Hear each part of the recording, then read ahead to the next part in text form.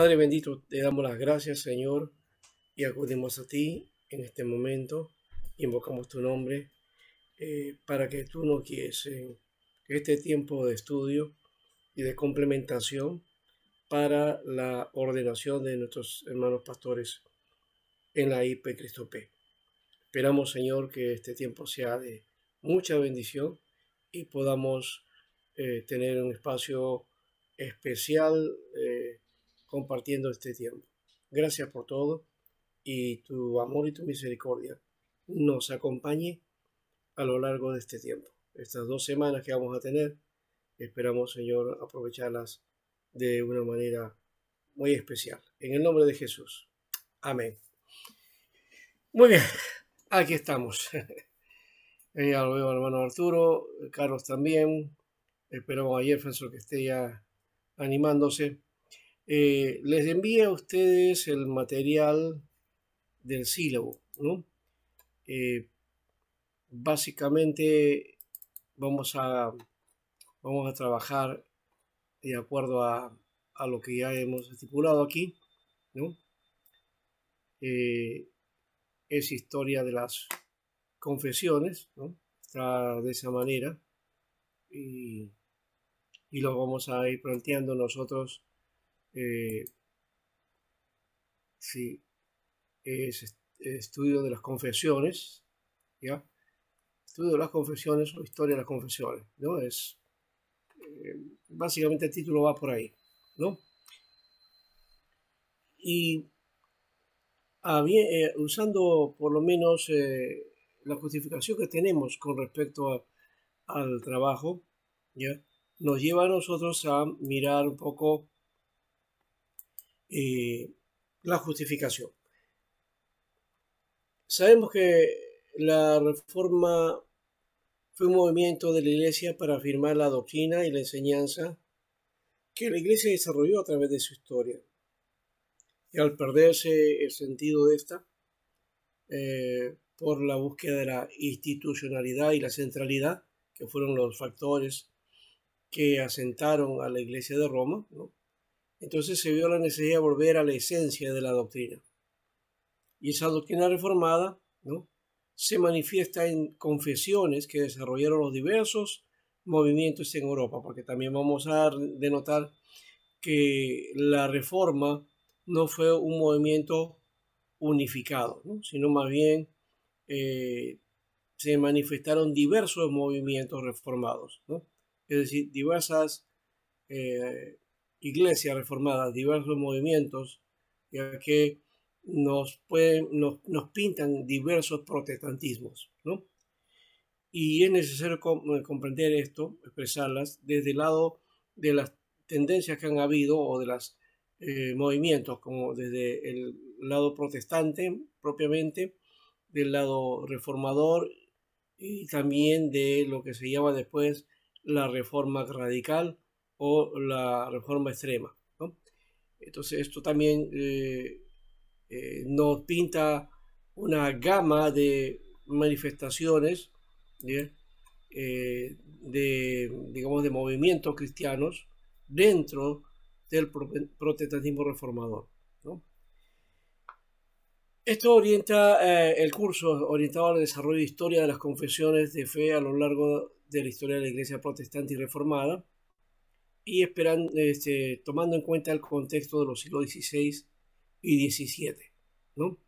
Ahí están las confesiones de la Iglesia luterana, la Iglesia calvinista reformada, la segunda confesión helvética, el catecismo de Heidelberg, los cánones de Dort, la confesión y catecismo de la Asamblea de Westminster, ¿no? Estos son los documentos que tenemos que vienen a ser, digamos, la parte neurálgica, fundamental de todo lo que es la doctrina dentro de las iglesias reformadas. Bien, el aspecto de los objetivos es que conozcan las principales confesiones de la iglesia reformada en la expansión que estuvo en Europa. También evaluar las confesiones y su importancia para la iglesia, ¿ya?, su influencia y la pertinencia para nuestros días. y discutir la pertinencia de las confesiones reformadas y la fe con la fidelidad de preservar la característica bíblica de la Iglesia, ¿no? Esto no es tratar de volver al pasado o tratar de mirar o tratar de aquilatar un poco el siglo XVI, ¿no? Porque el siglo XVI tuvo sus cosas, y también ya pasó, el contexto ha cambiado, estamos en el siglo XXI, hay otra mira dentro del mundo, Europa también ha cambiado, ¿no? Y las iglesias reformadas entonces están, digamos, dentro de la doctrina, tratan de plantearla dentro de lo que corresponde a nuestro tiempo, ¿no? En cuanto a los objetivos, es aprender y aplicar el enfoque de las confesiones reformistas, aprender la perspectiva teológica de las confesiones reformistas y aplicar los principios de las confesiones para nuestros días, ¿no?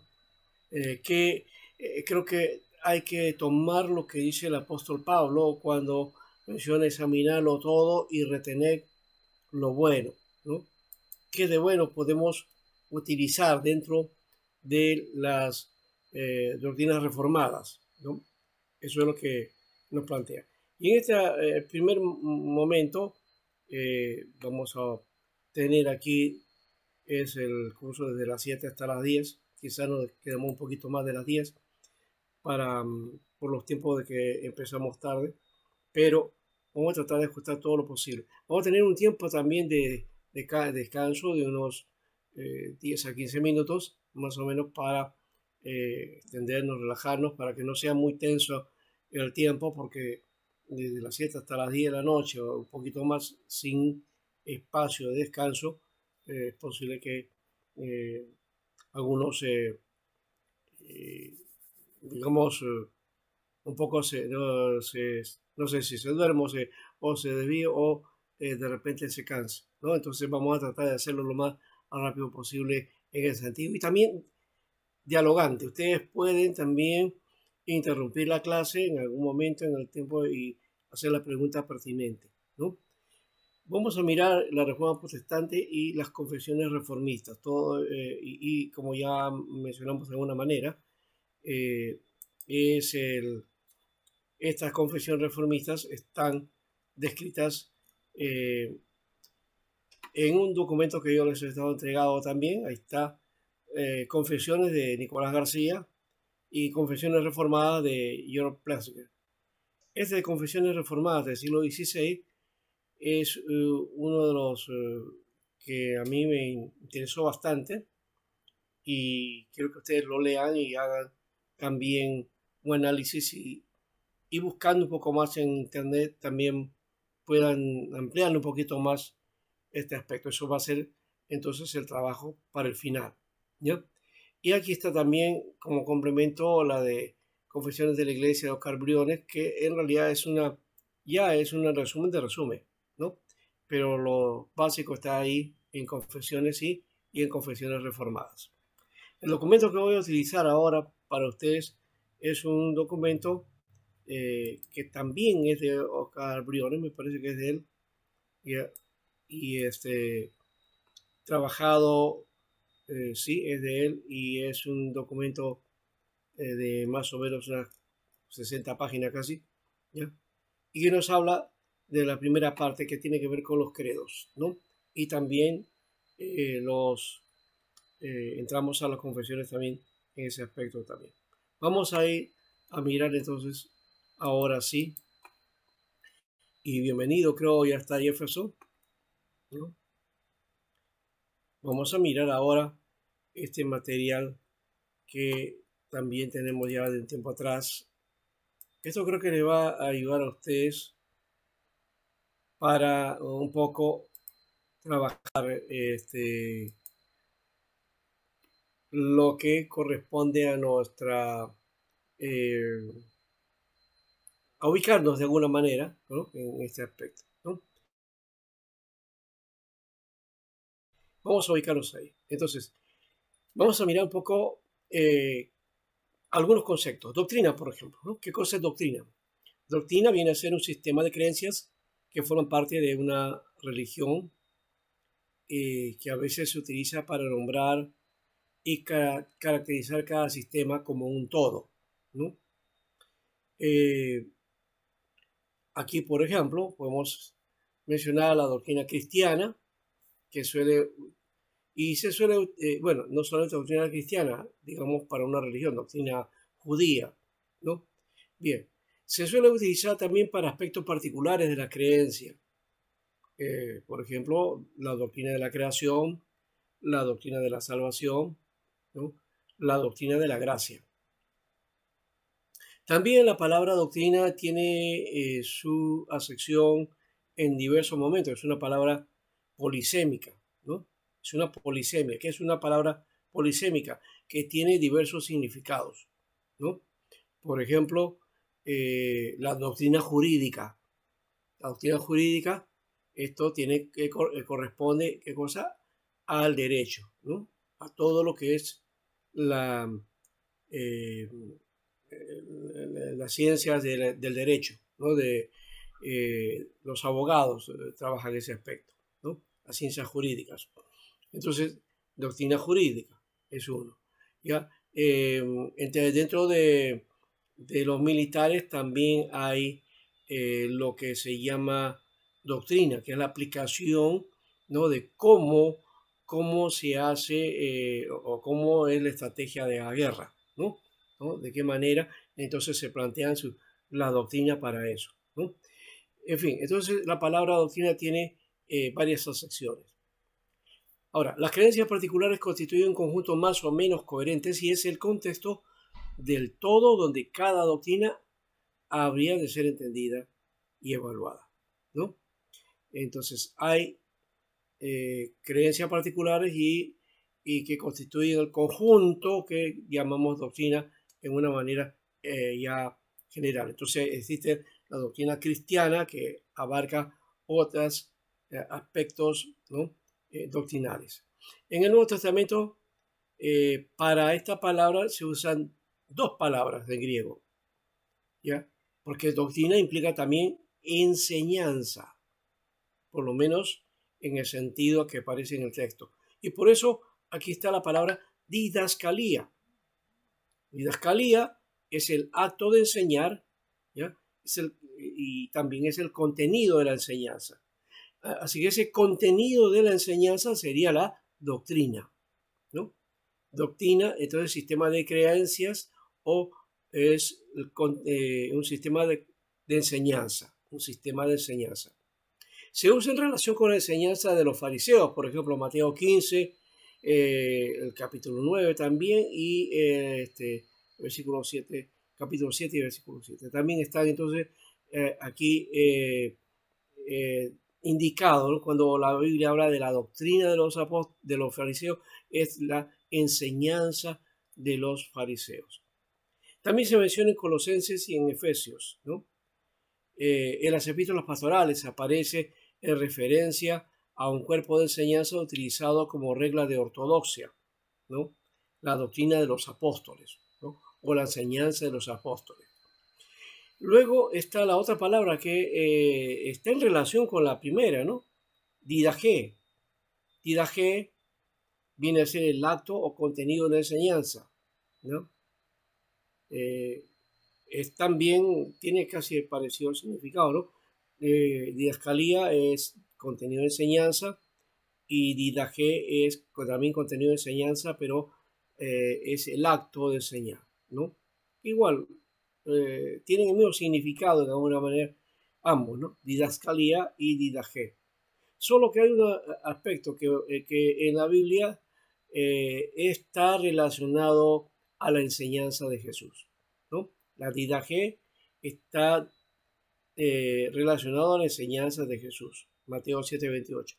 En cambio, didascalía está relacionado a la enseñanza de los apóstoles y también las enseñanzas de los fariseos y la enseñanza de algún otro grupo, ¿no? Bien. Ahora vamos al siguiente. Entonces, doctrina viene a ser el conjunto de ideas u opiniones religiosas, filosóficas, políticas, sustentadas por una persona o grupo.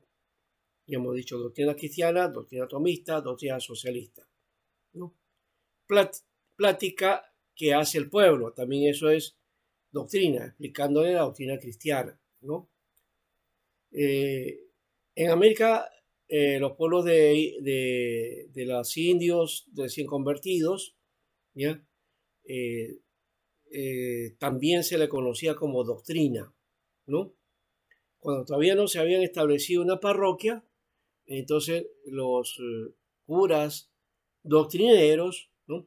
Iban a un lugar, convertían a los indios, pero no había una parroquia, entonces a eso le llamaban doctrina, ¿no? A ese grupo de indios convertidos. Ya no se utiliza eso, bueno, porque eso fue por, más o menos en la época antes del virreinato, más o menos por ahí, ¿no? A inicio del virreinato. Bueno, también doctrina es opinión que profesa la mayoría de los autores que han escrito sobre una misma materia, ¿no? Ya lo hemos mencionado también, la jurisprudencia, ¿no? Doctrina que se deduce del conjunto de las sentencias de los tribunales, ¿no? Bien, ahí creo que tenemos ya una idea de esta palabra, ¿no? Y voy a dejar ahí nomás, creo que porque tenemos ya algo que nos puede ayudar a nosotros a catalogar, ¿no?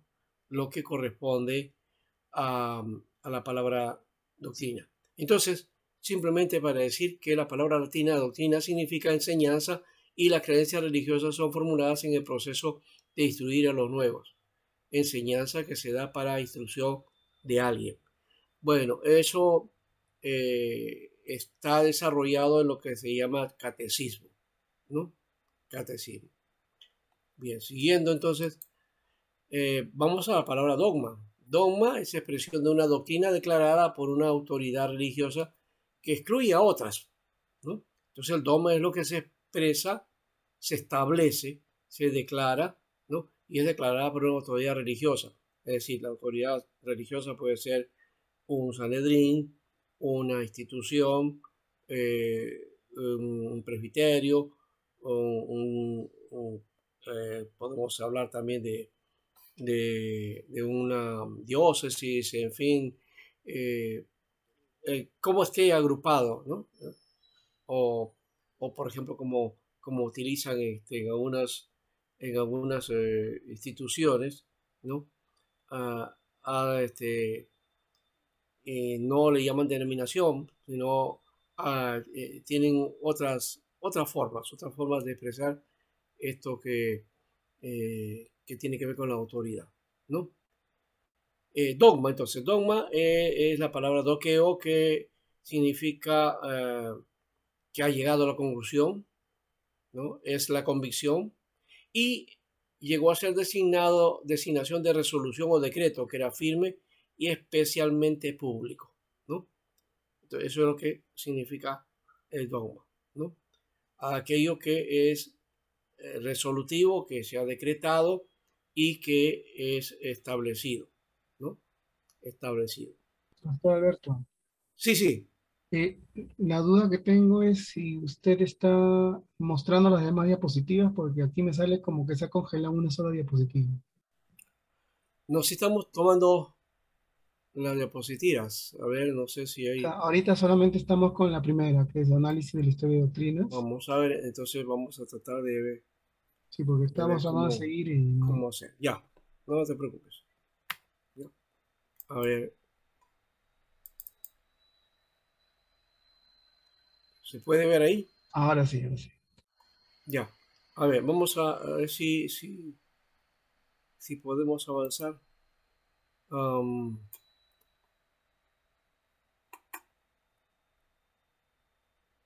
ya. ¿Ven el cambio? Sí, sí, ahora sí cambia. Está cambiando, ¿no? Ya. Ya. Entonces, estábamos por aquí. El dogma, ¿no? Ya, entonces, el dogma es la proposición que se asienta por firme y cierta como principio innegable de una ciencia, ¿no? También se aplica a la ciencia. Y es el fundamento o punto capital de todo sistema, ciencia, doctrina o religión, ¿no? Entonces, el dogma se aplica a diversas áreas también. Denotando ese aspecto, vamos al otro. Dogma se aplica también a las verdades de la ciencia que eran evidentes por sí mismas, ¿no? A los decretos gubernamentales, a las comisiones filosóficas, a los credos religiosos que se han formulado, ¿no? Así que dogma es una declaración de una doctrina religiosa formulada de forma autoritaria. Cuando hablamos de forma autoritaria, es decir, con autoridad, ¿no? Que expone no para discutir, sino para creer en ella, ¿no? No es para discutirla, es para aceptarla, claro, para analizarla también, eso sí se puede hacer, ¿no? En un sentido estricto, el término es del cristianismo y se califica como dogma, ¿no? Aquello que cumple con dos condiciones aquí, ¿no? Dos condiciones. Haber sido derivada de la revelación, ¿no? De las Sagradas Escrituras, y lo otro, y también la tradición, ¿no? Entonces, la escritura y la tradición.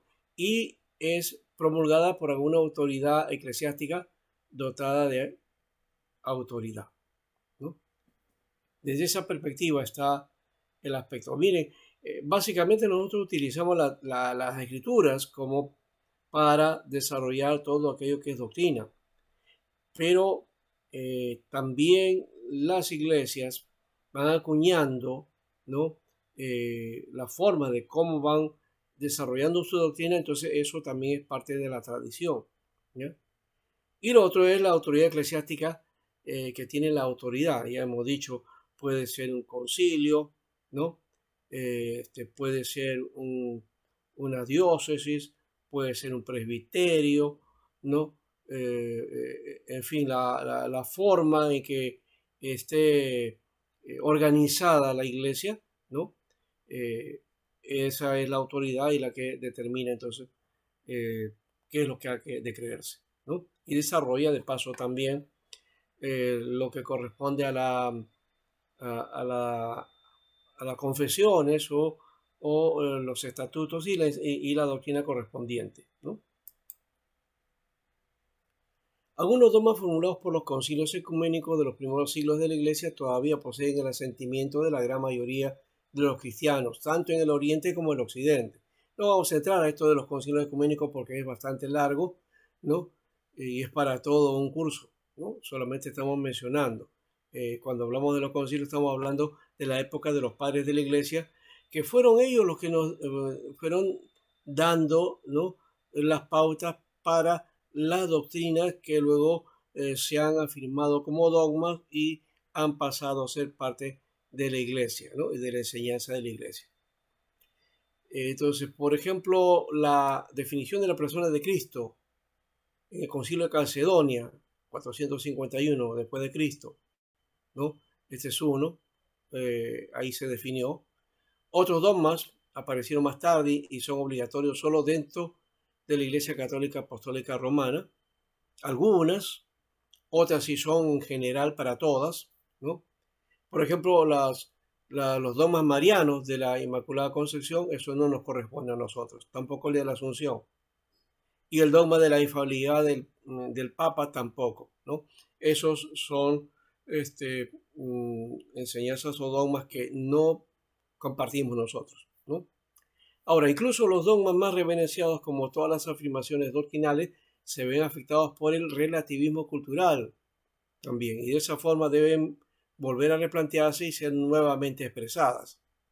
Por ejemplo, la palabra sustancia. Hoy día el concepto de sustancia es diferente al concepto de sustancia que tenían los padres de la iglesia, naturaleza, persona, ¿no? Que fueron las palabras utilizadas en el Concilio de Calcedonia y reflejaban un marco filosófico que hoy día ya no se usa, ¿no? Ya no corresponde a nuestro tiempo. Y por lo tanto, hablar de sustancia, naturaleza y persona, si no conocemos las concepciones filosóficas de aquel tiempo, entonces no vamos a entenderlo, ¿no? Entonces, cuando decimos que el Espíritu Santo es una persona, no estamos hablando de lo mismo cuando nosotros decimos, por ejemplo, Jorge es una persona, ¿no? Tiene un concepto diferente. No obstante, las intenciones de los antiguos dogmas sirven todavía como norma para la discusión teológica, ¿no? Eso está inclusive en muchos aspectos de los libros de teología. Pero la dogmática, por otro lado, pertenece a lo relativo a los dogmas de la religión, ¿no? La expresión teología dogmática está presente desde el siglo XVII en el sentido original de la exposición solamente de la enseñanza de la Iglesia, prescindiendo por tanto de las cuestiones escolásticas y controvertidas. Pero ahora se entiende como expresión de la exposición completa de la fe cristiana, ¿no? Que se realiza con criterios científicos, metodológicos y específicos de la investigación teológica. La sistematización actual de las disciplinas teológicas, ¿no? La teología dogmática se diferencia de la teología fundamental, de la exégesis bíblica y de la teología moral, aunque trate de algunos aspectos de estas y temas que son afines, por ejemplo, pecado, gracia, virtudes teologales, ¿no? Y también se diferencia de otras ciencias teológicas, ¿no? Entonces, la teología dogmática básicamente trabaja doctrina. La teología fundamental trabaja las doctrinas elementales. La exégesis bíblica no trabaja con doctrina, trabaja con el texto, ¿no? Y del texto saca la enseñanza, ¿ya? La teología moral ya aplica otros aspectos de la ética, ¿no? Y la ciencia teológica, pues ahí está idiomas, la teología, la hermenéutica y otra cosa más, ¿no? Bien. Aquí vamos a dejar esta parte de la origen de los dogmas y vamos a ir más bien a mirar algo de desarrollo. A ver, por aquí estaba también cómo se va desarrollando esto. Esta es la parte que les mencioné ahí está la formación del canon, pero ahí está. Esto es la parte de la historia o de la época de los padres de la iglesia, ¿no? Y tenemos aquí 4 partes. Uno es lo primero es el paleocristianismo o cristianismo primitivo, lo que muchos conocen como la iglesia primitiva, ¿no? Es la iglesia temprana, diríamos, la iglesia de los comienzos, ¿no? Que viene a ser el periodo del origen, ¿no? Del año 30 hasta algunos hablan del concilio de Nicea del siglo IV, es decir, hasta el año 325, más o menos, que fue el concilio, ¿no? Eso se conoce como iglesia sí, primitiva, básicamente así le decimos, o la iglesia temprana, ¿no? Para mí una de las cosas que tenemos en esta etapa es el primer siglo fundamental, ¿no? El segundo siglo ya va firmando algunos aspectos y están los padres apostólicos ahí, aparecen las herejías, segundo siglo, tercer siglo, ya, y el cuarto ya comienza entonces la aplicación de los concilios. El primer concilio es el de Nicea. Luego está la parte de la patrística, que básicamente se conoce así, es la fase de la historia de la organización y teología cristiana que abarca desde el fin del cristianismo primitivo con la consolidación del canon del Nuevo Testamento, ¿ya? Hasta el siglo VIII más o menos, esa es la etapa, ¿no? Entonces esto es desde el siglo IV hasta el VIII. Aunque algunos patrísticas lo mencionan desde el momento de la aparición de los padres apostólicos, es decir, los del segundo siglo, ¿no?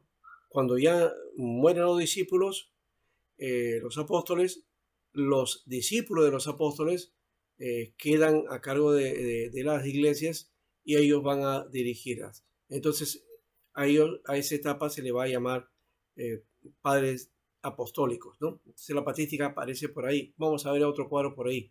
Patrología es la historia de la teología cristiana que estudia el periodo comprendido entre los inicios del cristianismo y el siglo VII en Occidente y el siglo VIII en el Oriente, ¿no?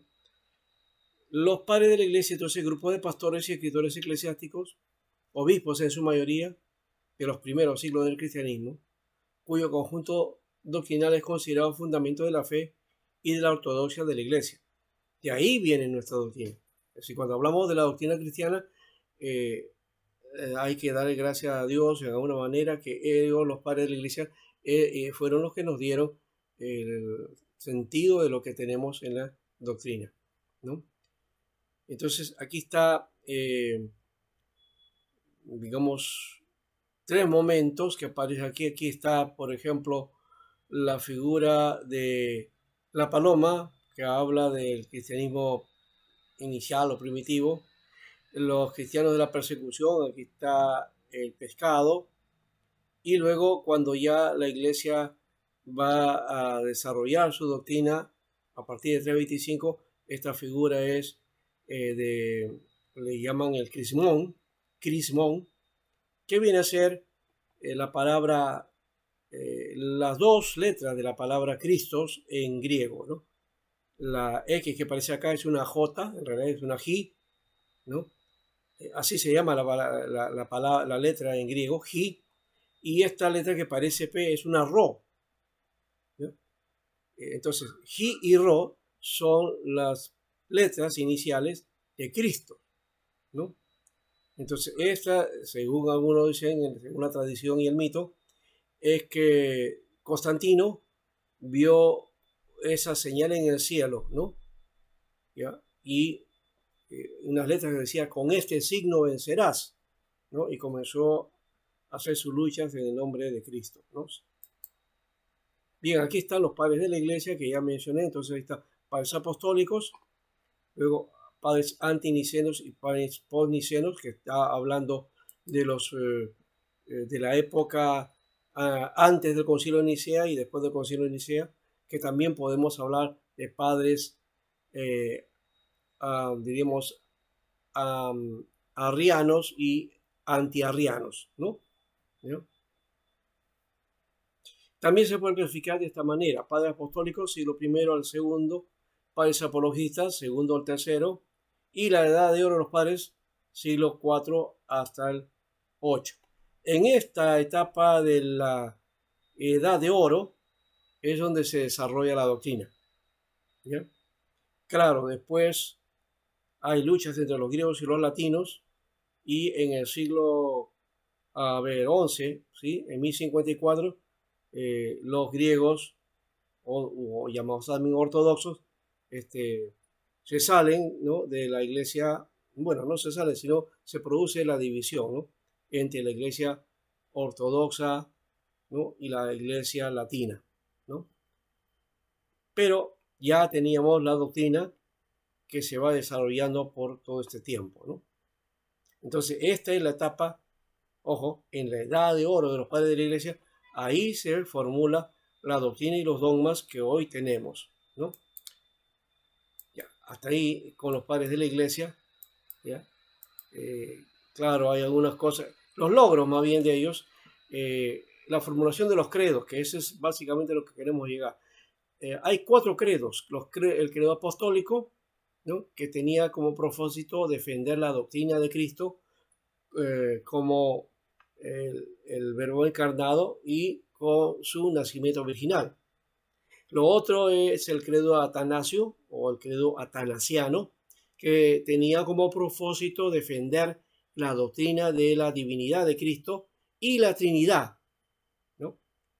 La Trinidad también es otra doctrina que viene de los padres de la iglesia. Bueno, uno dirá, no, eso viene de la Biblia, pero viene, digamos, históricamente. El trato y el dogma viene de los padres de la iglesia, y ahí está el credo de Atanasio, ¿no? Ahí está el concilio también que corresponde a eso. El credo niceno es otro también, el de Nicea, ¿no? Que va a luchar contra el arrianismo, ¿no? Entonces, ¿qué tenía el credo? Tenía como propósito defender la doctrina de la consustancialidad de Cristo con el Padre, porque Arrio decía que Cristo no era Dios, ¿no? Y el credo de Calcedonia tenía como propósito defender la doctrina de la plena humanidad y la plena divinidad de Cristo, ¿no? Es decir, la naturaleza humana y la naturaleza divina, ¿no? Esto no se podía entender porque utilizando la filosofía decían, no, dos naturalezas no puede estar en un solo supósito, ¿no? Era imposible entender ese aspecto, ¿no? Y cuando hablamos de un supósito es un concepto también de aquella época, ¿ya? Aquí está el credo de los apóstoles, ¿no? Se trabaja aquí, y esto lo conocemos porque este es uno de los credos que utilizamos, ¿verdad? Se utiliza en la iglesia, en la hipercristope.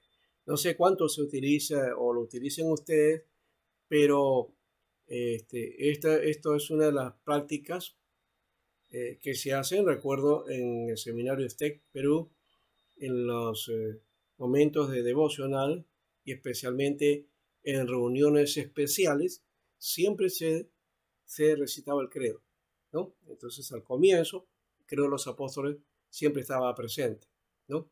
Ahora, ahí está este credo que habla básicamente es una condensado de toda la doctrina del Evangelio y de Jesucristo, ¿no?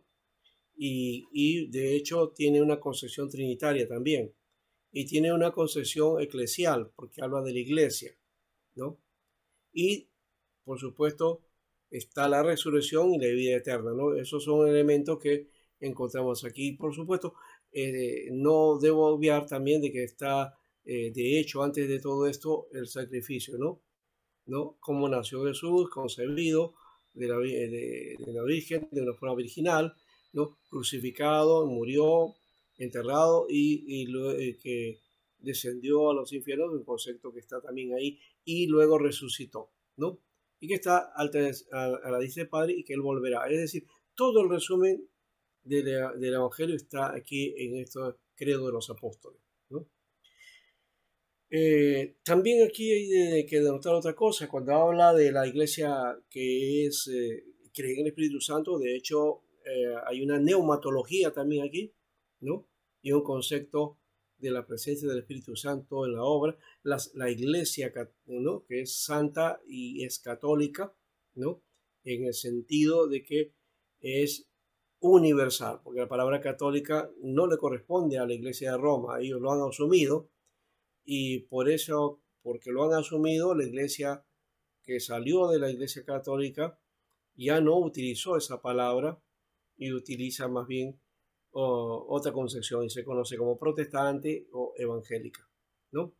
La iglesia ortodoxa sí utiliza la palabra católica, por eso que también se conoce a la iglesia del Oriente como la iglesia cristiana católica del Oriente, ¿no?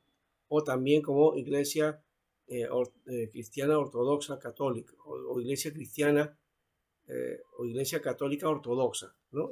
Por ahí está ese aspecto, ¿no? Pero la palabra significa universal, ¿no?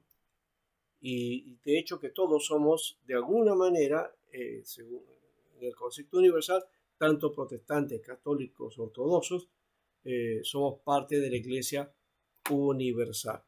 Ahora, nos vamos a discutir a ver de qué manera y cuánto hay de doctrina entre uno y otro y quién está más firme.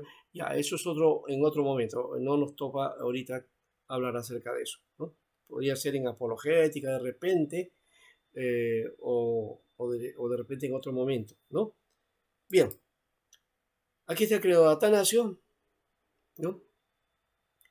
Y que también utiliza ¿no? Acá la fe católica, o sea, la fe cristiana, ¿no? Y está entonces el aspecto de la Trinidad, ¿no? Muy fuertemente ligado aquí, ¿no? Dice aquí, veneramos a un Dios en la Trinidad y la Trinidad en la unidad, sin confundir las personas, sin dividir la sustancia. Conceptos que ya hemos dicho son de aquella época, ¿no? Acá habla, dice, la persona del Padre, otra la del Hijo, otra del Espíritu Santo, pero el Padre, el Hijo y el Espíritu Santo son una misma divinidad, ¿no? El concepto de una sola divinidad, ¿no? No tres dioses, ¿no? Sino una sola divinidad. Ahí yo estoy un poco en digamos, en controversia con la confesión de Buen Viste cuando habla de Dios Padre, Dios Hijo, Dios Espíritu Santo. No existe ese concepto en la Biblia. No existe Dios Padre, Dios Hijo, Dios Espíritu. Lo que hay es Dios Padre, Hijo y Espíritu Santo, ¿no? Bueno, y sigue hablando de los aspectos que corresponden a estos tres, ¿no? También habla de la omnipotencia del Padre, del Hijo, del Espíritu, y también de que no son tres, sino uno solo. Eso es lo que afirma entonces el credo de Atanasio, ¿no? Y que la obra que ha hecho el Padre también la ha hecho el Hijo, y así, ¿no? Entonces, todo el aspecto que corresponde a la divinidad está escrito en este credo de Atanasio, ¿no? Y nos da una firmeza y una contundencia con respecto a la Trinidad, ¿no? Entonces, y termina diciendo: el que quiera pues ser salvo debe creer todo esto acerca de la Trinidad. Ya pone el asunto de que entre el juicio de que no cree en la Trinidad, entonces no es salvo. Bueno, eso es lo que dice el credo, porque la Biblia no dice eso tampoco, ¿no? No te dice que hay que creer en la Trinidad para ser salvo. Hay que creer en Jesús para ser salvo, ¿no? Además que en la Biblia no está la palabra Trinidad, ¿no? No aparece eso. Sí aparece el obrar del Padre, del Hijo y del Espíritu Santo, y eso no hay duda en cuanto a su obrar, ¿no? Y entonces habla también de la salvación, ¿no? Dice que finalmente dice que va a su venida, todos los hombres resucitarán con sus cuerpos y darán cuenta de sus actos, y los que obraron bien irán a la vida eterna y los que obraron mal al fuego eterno. Miren, entonces aquí ya no está el concepto de la gracia de Dios por medio de Jesucristo, ¿no? Sino del obrar bien, ¿no? Bueno, y esta es la fe católica: quien no creyere fiel y firmemente no podrá salvarse, ¿no? Entonces, según el credo de Atanasio, ¿no? El que no cree en el credo de Atanasio, entonces ya no es salvo, ¿no? Ahí estamos particularmente digamos, no en controversia, pero sí con cierto cuidado con este credo, que es muy radical con respecto a eso, ¿no? Y sobre todo porque no plantea a Jesús como centralidad en el aspecto de la salvación, ¿no? Sí habla de creer y confesar a Jesús como que es el Hijo de Dios, ¿no? Y que es Dios hombre, ¿no? Pero no aclara mucho con respecto al aspecto de la seguridad de la salvación, de la gracia, ¿no? Que creo que ese es un elemento que está dentro de la reforma. Aquí este credo de Nicea. Este credo se repite en las misas, ¿no? Se hace mucho esto, tanto como el credo apostólico y el credo de Nicea. También el Calcedonia me parece que está por ahí también ligado, ¿no? Bueno, ahí está entonces este credo, ¿no? Que es parecido al apostólico también, ¿no? Pero que tiene sus características propias, ¿no? Dice: creemos en un solo Señor Jesucristo, Hijo único de Dios, nacido del Padre antes de todos los siglos, Dios del Dios, luz de luz, Dios verdadero de Dios verdadero, engendrado, no creado, de la misma naturaleza que el Padre, por quien todo fue hecho, y que por nosotros los hombres y por nuestra salvación bajó del cielo, y por obra del Espíritu Santo se encarnó de María Virgen y se hizo hombre. Esto, como hemos dicho, es muy común. Si alguna vez, alguna oportunidad ha ido a una misa, va a encontrar que esto es parte de esa recitación en la misa y la recordación que se hace, ¿no? Y aquí está el credo de Calcedonia, ¿no? Que también habla, pues, entonces de la naturaleza de Jesús, ¿no? Tanto la naturaleza divina como la naturaleza humana. Y por eso habla acá, dice, de que Él es perfecto en humanidad, verdadero Dios y verdadero hombre, ¿no? Pero también es perfecto en deidad, ¿no? Entonces, de cuerpo y alma racional consustancial, o es decir, coesencial con el Padre, de acuerdo a la deidad, y consustancial con nosotros de acuerdo a la humanidad, ¿no? Eso es lo que defiende el credo de Calcedonia, ¿no? Y habla del unigénico de Dios, la palabra, el Señor Jesucristo, ¿no? Y que no es dos personas, no está partido, no está dividido, ¿no? Sino que esa naturaleza que tiene concurre en una persona y en una misma sustancia, ¿no? Bien, eso es más o menos lo que está planteando el credo de Calcedonia, ¿no?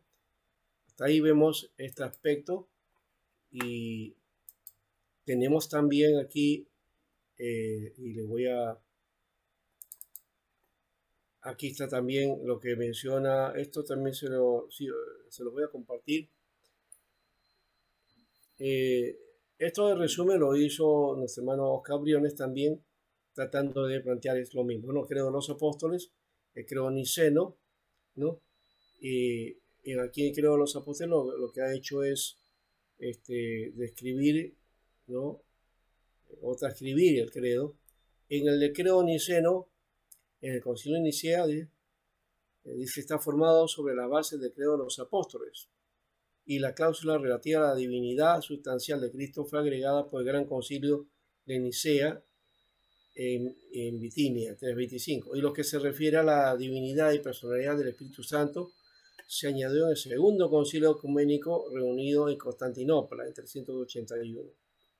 Y la cláusula del filioque, quiere decir, y del Hijo, ¿no? Añadió el concilio de la Iglesia Occidental en Toledo en el 589. Así que en su forma actual es el credo de toda la Iglesia cristiana. La Iglesia griega solo rechaza la última cláusula mencionada, esto lo del filioque, ¿no?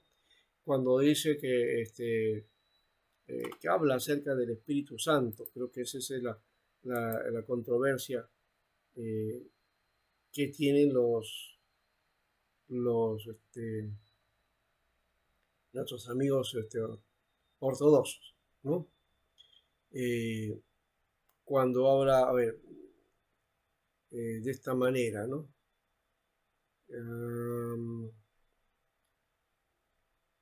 Sí, creo que la última parte, cuando habla de que es que el Espíritu Santo, a ver, por aquí está. Bien. Creemos en el Espíritu Santo y dador de vida que procede del Padre y del Hijo. Este es el conflicto que tienen los ortodoxos. Ellos no creen que procede del Padre y del Hijo, ¿no? Creen que procede solamente del Padre, ¿no? Entonces ahí tienen el problema del filioque, ¿no? No aceptan ese concepto. Bien. Ahora, siguiendo entonces el asunto aquí, tenemos ya el Calcedonia, lo hemos mencionado también, y el de Atanasio, dice aquí evidentemente este fue compuesto mucho tiempo después de la muerte del gran teólogo cuyo nombre lleva, o sea, Atanasio, concluyendo las controversias. Fueron establecidas de acuerdo a la definición de los concilios de Éfeso y Calcedonia. Es un gran monumento único de fe inmutable de la Iglesia en lo que se refiere a los grandes misterios de la piedad, de la Trinidad, de las personas en un solo Dios y de la dualidad de naturalezas en la persona de Cristo, ¿no? Aquí el concilio de Éfeso y Calcedonia definieron estas dos naturalezas, ¿no? Y también se formuló lo que se conoce como la hipóstasis, la unión hipostática, ¿no? Entre la divinidad y la humanidad, y eso se hace en Cristo, ¿no? Y a eso también se le conoce como homoiousis, que es esencia, ¿no? De una misma esencia, pero con dos naturalezas, ¿no?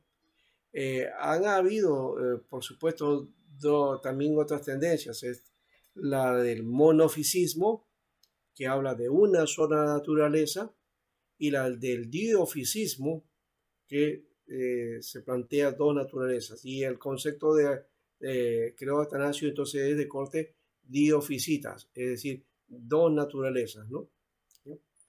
Ese concepto, algunos llaman, bueno, que la naturaleza de Cristo no es divina y humana, ¿no? O sea, dos naturalezas, sino es una naturaleza divino-humana, ¿no?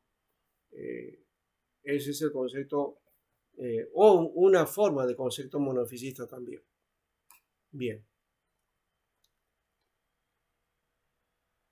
Entonces, tomando en cuenta eso, vamos a mirar ahora, creo, las diferentes confesiones, ¿no? Bueno, acá hay algunas ramas en la Iglesia Católica y la Iglesia Griega. Eso hoy no lo vamos a trabajar, ¿ya? Vamos a dejarlo ahí, porque lo que sí nos tiene que ver con nosotros es las confesiones, por ejemplo, de la Iglesia Luterana, ¿no? Todas las iglesias protestantes, ¿no? Y no sé si hasta aquí, si hay alguna cosa, porque vamos a entrar ya a la parte de las confesiones reformadas, ¿ya? Y entrando por la primera, que es la Iglesia Luterana. Algo que quieran ustedes que se le pueda mencionar con respecto a lo que hemos trabajado ya.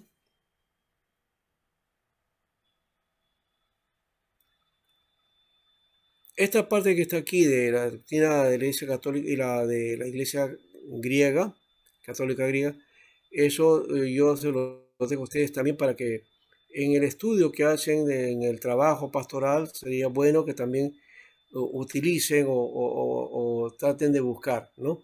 Referirse a esto, especialmente a la Iglesia ortodoxa, que realmente no, es muy desconocido para muchos, ¿no? Yo tengo ahí un librito pequeñito que me dieron. Yo tenía un amigo que era ortodoxo y me dio algunos documentos que me han servido de alguna manera, ¿ya? Y hace un tiempo atrás, ya no me viene o no, porque no he insistido, iba a una página de la Iglesia Ortodoxa viendo sus cultos, servicios y otras cosas más, ¿no? Entonces es bueno solamente como referencia, como lo que se conoce como, bueno, referencia también y como conocimiento, ¿no? Como conocimiento general para poder trabajar y entender alguna de estas cosas también, ¿no? ¿No hay ninguna pregunta? Seguimos entonces, ¿ya? Recuerden que a las 8:20 vamos a tener un descanso. Entonces, antes de terminar, de repente podemos hacer un tiempo de preguntas. Bien, entonces, las confesiones de la Iglesia Luterana. Primero, tendríamos que hablar que las iglesias comenzaron a desarrollar diversas confesiones, ¿no? Ya hemos dicho que las iglesias, ¿no? Cada una, digamos, desarrollando, ¿no?, esa libre expresión de la interpretación de las escrituras, desarrolló también entonces su formación doctrinal de acuerdo al liderazgo o al grupo que estaba desarrollando el movimiento. Así que toda la reforma, digamos, si voy a plantearle, les voy a enseñar este material que ustedes también tienen, ¿ya? Toda la reforma de los siglos XVI y XVII se caracteriza por las confesiones escritas, porque son documentos escritos, ¿ya? Es decir, las doctrinas se desarrollaron en documentos, ¿no? Se dejaron, se heredó, y eso, gracias a Dios, lo tenemos, ¿no? Tenemos esto a la vista para analizarlo, ¿no? A través de las confesiones, las respectivas iglesias anunciaban su doctrina y su conocimiento de los contenidos esenciales de la fe cristiana a sus miembros y a toda la comunidad. Estas confesiones se remontan a la crítica de los reformadores y de las comunidades evangélicas, y no solo hacia la práctica, sino también hacia la doctrina de la Iglesia Católica Romana del siglo XVI. Ellos consideraban que detrás de ciertas prácticas dominaban doctrinas falsas, Por ejemplo, el tema de las indulgencias o del papado, o la comprensión de obra y gracia, ¿no? Que aparece ya creo de Calcedonia, por ahí creo que está más o menos, ¿no? No, el de Atanasio, creo que era, ¿no? Y sobre todo en la comprensión de la Biblia, ¿no? Los evangélicos, como creían que ningún oficio, ninguna persona tenía la autoridad de tomar una decisión definitiva, ¿no? Respecto a doctrina sobre un determinado objeto de fe, se veían obligados a justificar su posición, ¿no? Recuerden, una de las cosas, uno de los postulados de la reforma fue la libre interpretación de las escrituras. Y esa libre interpretación de las escrituras dio también la libre expresión doctrinal, o sea que cada uno, como cada movimiento o cada autoridad o líder, entonces definía lo que era doctrina y lo justificaba o justificaba su posición, ¿no? Ha habido debates inclusive con respecto a eso, ¿no? Calvino, Bucero, Melanchthon, ¿no?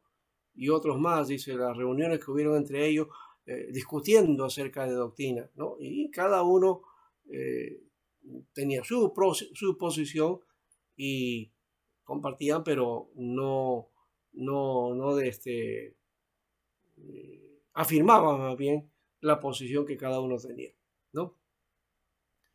Estas declaraciones se dirigían hacia afuera también como hacia adentro. Por ejemplo, las confesiones que se entregaron al emperador durante la dieta imperial de Habsburgo en el año 1530, ¿no?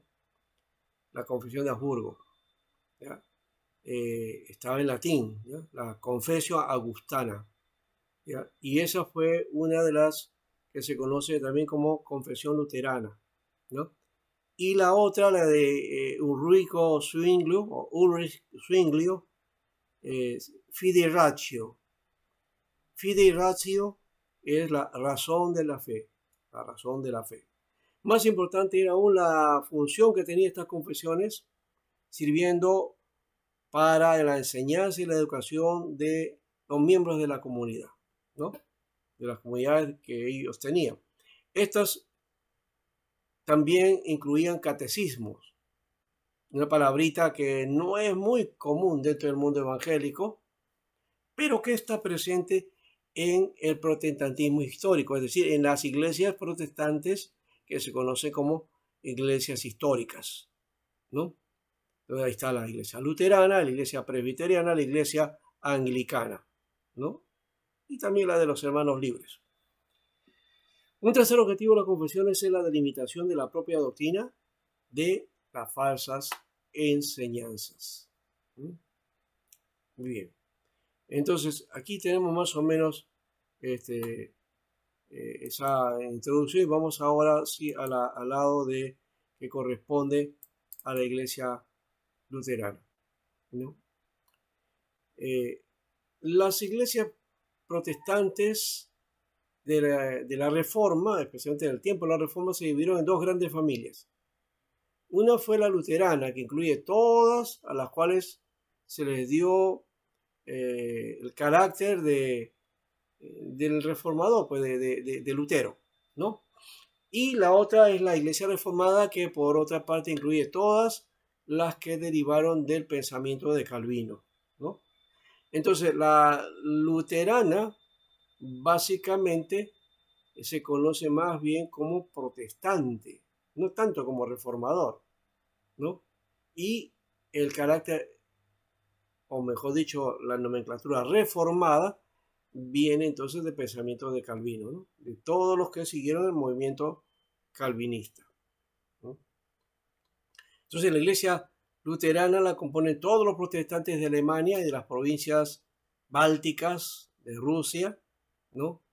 Que se adhieren a la Confesión de Habsburgo, que ya por ahí hablamos, juntamente con las iglesias nacionales de Dinamarca, Suecia y Noruega, y la gran denominación de este nombre en América, ¿no?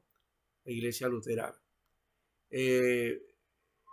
Parte de la iglesia de Europa occidental y parte de la iglesia, de la parte europea oriental también es la parte de las iglesias luteranas. Hoy día no solamente alemanes hay, también está Holanda también, ¿no?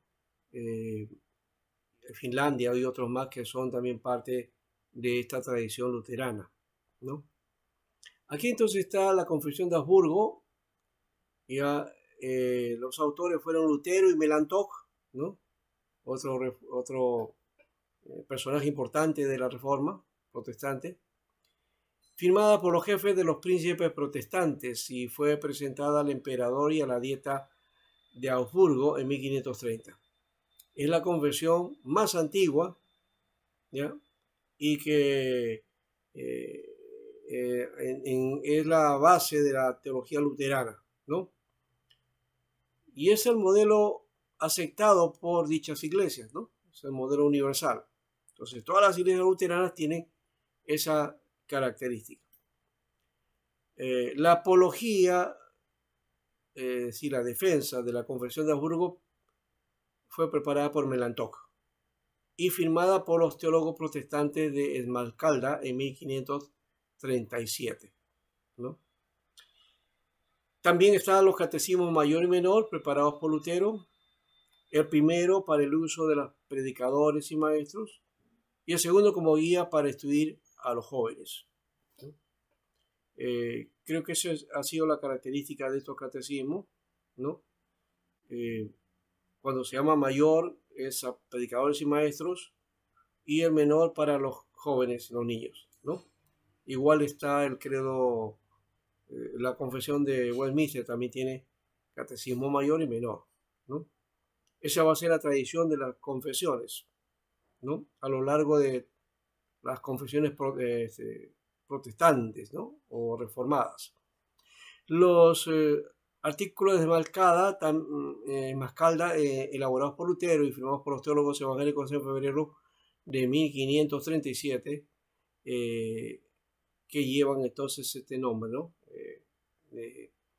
De las confesiones de Mascalda. También está la fórmula de concordia de 1577, ¿no? Aquí está Andrea y otros que aclaran ciertas controversias que se habían levantado en la iglesia luterana y se referían con respecto a la gracia divina y al libre albedrío humano en la regeneración y a la presencia del Señor en la Eucaristía, ¿no? Ustedes saben que ha habido ese conflicto entre luteranos y reformados porque los calvinistas no están de acuerdo con el libre albedrío, ¿no? El libre albedrío también lo tenía Lutero como algo, como una cuestión bastante difícil, ¿no? De entenderla, ¿no?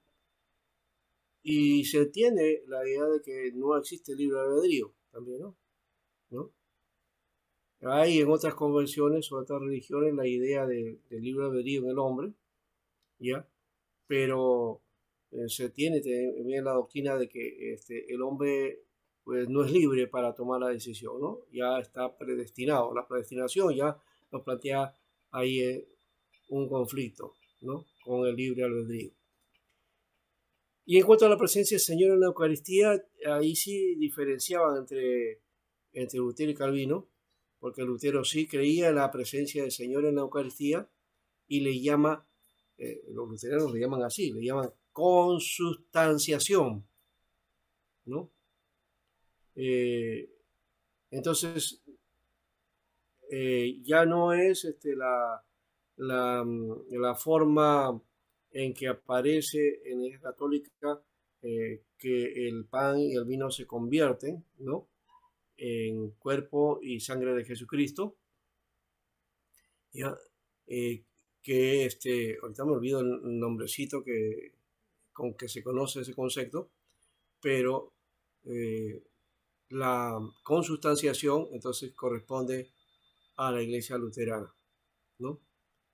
Nosotros no creemos así, que Calvino viene con la perspectiva de que los elementos son entonces símbolos, ¿no? Símbolos de la presencia de Cristo, nada más. Su autoridad Sin embargo, solo se reconoce por los más formalistas del Partido Luterano y que observan rígidamente las peculiaridades de la teología llevada hasta su último desenvolvimiento. O sea, eso también es otro aspecto y bueno, característica pues de un movimiento como ese, como hay en este caso también las confesiones dentro de la iglesia calvinista, por ejemplo, las reformadas. Las iglesias reformadas son aquellas de Alemania que suscribieron el catecismo de Heidelberg, ¿no? Las iglesias protestantes de Suiza, Francia, Holanda, Inglaterra y Escocia. También los independientes y bautistas de Inglaterra y América, y las ramas diferentes de las iglesias presbiterianas en los dos últimos países mencionados, o sea, Inglaterra y Escocia, ¿no? Entonces, el anterior que hemos visto, el de Habsburgo, es solamente para como conocimiento general, que sería bueno, pero sí para nosotros la referencia sería el catecismo de Heidelberg, ¿no? Entonces, en el material que les he entregado, les he enviado, ahí está también parte de todo, está desarrollando por lo menos este catecismo. También, de alguna manera, pienso darles a ustedes a cada uno su material, porque lo tengo por separado, entonces eso, se lo envío también, ¿ya? Las iglesias, por otro lado, las confesiones reformadas son muy numerosas, aun cuando esencialmente están de acuerdo en la doctrina que enseñan. O sea, sí, son varias confesiones, pero todas coinciden y están de acuerdo en la enseñanza, ¿ya? Y hay ciertas diferencias, de hecho, ¿no? Que había que verlas en ese caso, ¿no? Aquí está la confesión helvética, ¿no? Que es preparada por Bullinger, ¿ya? En 1564. La aceptaron todas las iglesias reformadas de Suiza, con excepción de Basilea, ¿ya? Que se conformó con la primera confesión helvética, ¿no? Que utilizaron ellos, y por las iglesias reformadas de Polonia, Hungría, Escocia y Francia. En todos los documentos, y yo también he buscado, la segunda confesión helvética sí la tenemos. La primera, no sé, parece que se ha perdido, pero no se tiene referencia de esa primera confesión helvética, ¿no? Pero de todas maneras ahí está trabajado ese aspecto. También está el catecismo de Heidelberg, ¿no? Preparado por Usinos y Oleviano, los dos personajes, en 1562. Aquí la autoridad civil lo estableció tanto para tipo doctrinal como para la instrucción religiosa en las iglesias del Palatinado, el Estado alemán, que en aquel tiempo incluía ambas orillas del río Rin, ¿no? El río Rin, que dividía, entonces eso le llaman el Gran Palatinado. También lo autorizó el sínodo de Dort, que más adelante vamos a ver también este sínodo de Dort, que va a responder a un conflicto que va a haber en la iglesia a partir de los escritos de Arminio, ¿no? Jacobo Arminio. Ahora, entonces, esta es la confesión de fe de las iglesias reformadas de Alemania, Holanda y de las iglesias reformadas alemanas y holandesas en América, ¿no? Creo que de todas estas confesiones, catecismo, por otro lado, están ahí y es necesario reconocerlas porque muchas de las cosas que están ahí son parte de la fe, pero que al final se resumen en la confesión de Westminster. Entonces la referencia para nosotros va a ser la confesión de Westminster. Ese es el centro y hay que conocerla en todo caso, y por eso acá estamos haciendo una historia de todo esto, pero la de Westminster va a tener un estudio aparte, o por lo menos una referencia aparte, que es la que de alguna manera también es la que determina, ¿no? Es el punto de partida. Bueno, finalmente tenemos que decir que el punto de partida es la Biblia, pero desde la perspectiva de la Iglesia Reformada, la confesión de Baudite es la que concluye todo este proceso de confesiones que se dieron en Europa, ¿no? Eso, bueno, lo digo simplemente como referencia, no, eso teníamos que más bien verlo para el fin en la segunda parte, ¿no? Pero esto es lo que más o menos estoy adelantando el asunto, ¿no? Eh, bueno, aquí hay algunos aspectos de símbolos que no voy a tocar, que se tienen pues diferentes formas. Se han visto, por ejemplo, este de símbolo aquí, y por aquí creo que hay otro simbolito, ¿no? Que generalmente tienen que ver con los significados o banderines que hubieron o figuras que aparecen, ¿no? En un momento determinado dentro de la iglesia y dedican, esto tiene que ver con símbolos y con lo que llamaríamos las alegorías, ¿no? Que también nos indican algo, ¿no? Nos indica doctrinalmente lo que se creía, ¿no? Entonces aquí está, por ejemplo, este hecho, dice los colores rojos y dorado dan tributo a Federico III, el elector del Palatinado de Heidelberg, quien ordenó la preparación del catecismo. Y la corona de espinas, la cruz germánica, que está aquí, ¿no? También está las tablas de la ley, aquí al costado, ¿no? Simbolizan la culpa, la gracia y la gratitud, ¿no? Los tres temas básicos del catecismo de Heidelberg, ¿no? Entonces, diríamos aquí que cada uno de ellos tiene un elemento principal, ¿no? La culpa, la corona, la gracia, la cruz, y la gratitud, las tablas de la ley. O en todo caso, bueno, el símbolo que corresponda a cada uno. Las tablas de los 10 mandamientos representan la gratitud, porque el catecismo dice que la obediencia es la mejor forma de ser agradecido a Dios. Luego está la luz y el fuego, que son los fundamentos de la bandera, ¿no? Que están por este lado, ¿no? Luz y fuego. El sol de la izquierda contiene el nombre de Dios en hebreo, ¿no? Supongo que es el tetragrama, ¿no? ¿Ya? Las 4 letras del nombre de Dios. El sol a la derecha contiene el monograma en griego del nombre de Jesucristo, ¿no? Entonces ahí aparece seguro la palabra que mencionaba anteriormente, ¿no? Cristo, ¿no? La llama en la parte inferior denota el Espíritu Santo, ¿no? Está la llama, ¿no? No se nota mucho, pero bueno, ese es el sentido que tienen esta figura, ¿no? Luego entonces está los 39 artículos de la Iglesia de Inglaterra, ¿no? Que fue orado por Cranmer y Radley en 1551, ¿no?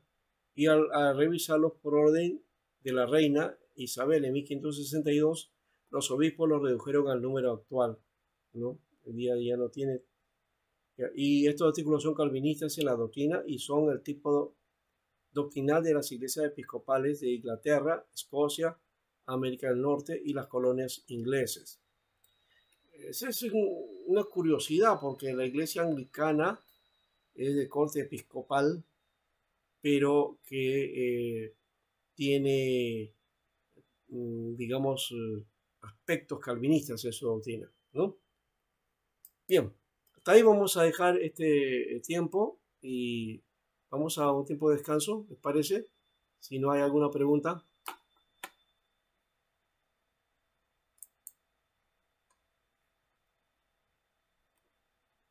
Para algunos seguramente esto no es mucha novedad, ¿no? O de repente es nuevo para ustedes. A ver, ¿qué me dicen?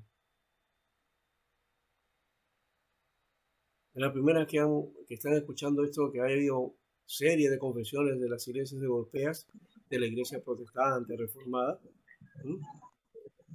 O pensaban que solamente había una confesión. O que de repente éramos un solo movimiento. No, no. No. En Europa hubo diversos movimientos, ¿no? Si la iglesia fue diversa desde el comienzo. Esa no es característica solamente de la iglesia protestante, por si acaso. Eso fue también desde el comienzo, desde la iglesia primitiva. Así fue, ¿no? No fue monolítica, fue diversa.